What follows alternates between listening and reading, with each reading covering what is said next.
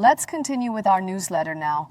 After the critical Istanbul talks with the world agenda, U.S. President Trump and Russian President Putin had a phone call lasting more than 2 hours yesterday. Putin said we are ready to work for a ceasefire. A ceasefire is possible if we agree. Trump said that Russia and Ukraine will start negotiations for a ceasefire and, most importantly, to end the war. Let's look at the details.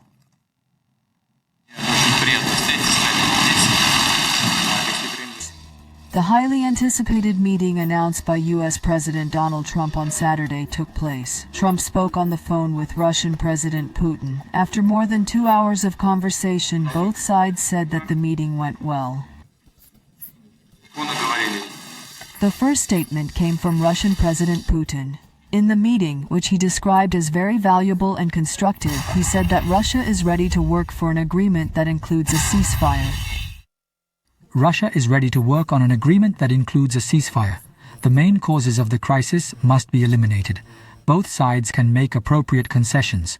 A ceasefire with Ukraine is possible if the necessary agreements are reached.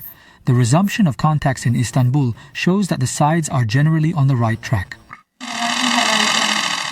The Russian leader thanked his U.S. counterpart for his support for the resumption of negotiations with Kiev.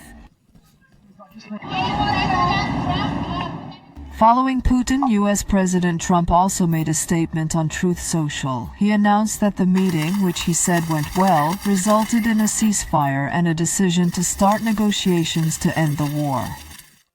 Russia and Ukraine will immediately begin negotiations on a ceasefire and, more importantly, an end to the war. These terms will be negotiated only by both sides, because the details of the negotiations are not known to anyone else. Only they know.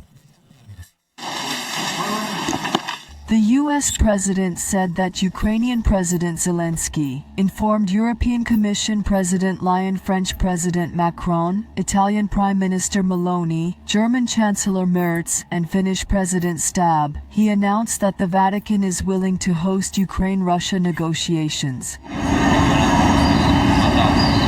Trump said that trade was discussed in his meeting with Putin. He said Russia wants to trade with us.